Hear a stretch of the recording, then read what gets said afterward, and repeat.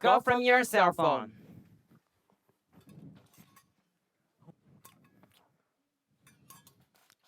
Peter was enjoying breakfast in his favorite spot, in front of the kitchen window.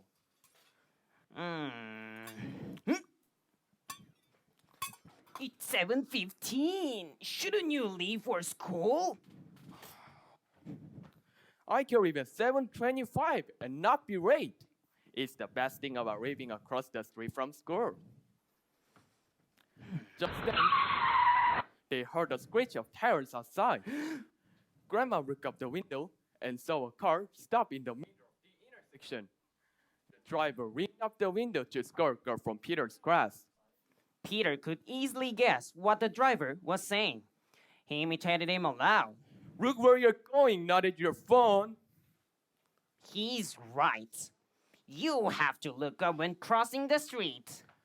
I know, but kids get distracted by their phones. Something should be done before someone gets hurt. That day, in our class, the teacher asked the students to create a public service ad.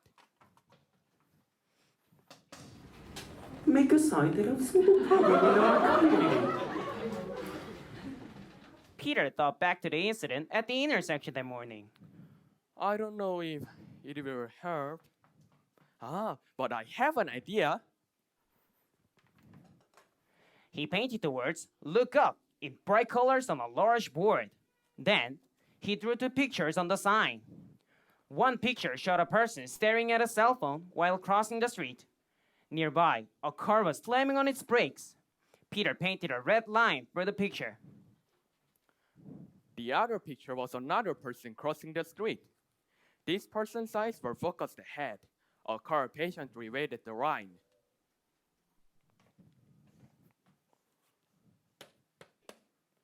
Great sign, Peter. What inspired it? Peter explained the problem at the intersection. I almost got it crossing there yesterday. Were you looking at your phone? I was watching a funny video. I didn't want to miss the ending.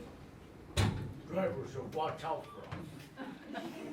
True, but pedestrians also need to watch out for oncoming traffic. Oh, nice work, Peter.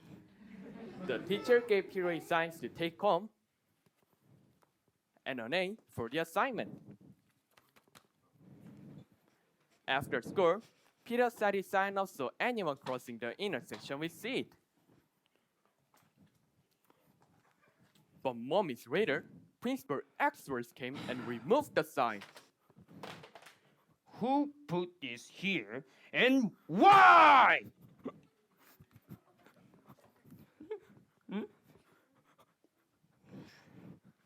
He was too intimidated to reply, but he wasn't ready to give up.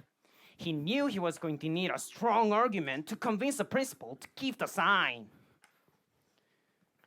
Every morning for the rest of the week, Peter counted the number of honks and near-miss collisions.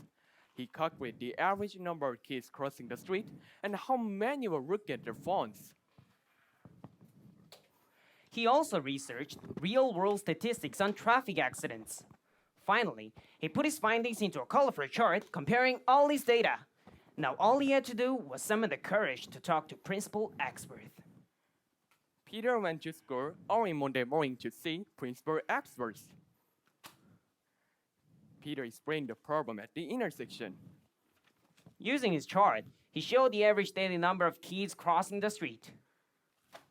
He shared this data on how many kids were looking at their phones.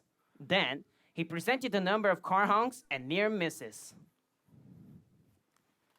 Studies show that while traffic accidents are decreasing, self-related pedestrian accidents are increasing. People get so distracted by their phones, they become unaware of their surroundings. I thought a bright sign would remind students to look up. Well, you prepare the persuasive arguments. We'll put your sign back up, and I'm going to suggest other schools in the city start a similar program. Peter beamed. His sign really was going to help solve a community problem.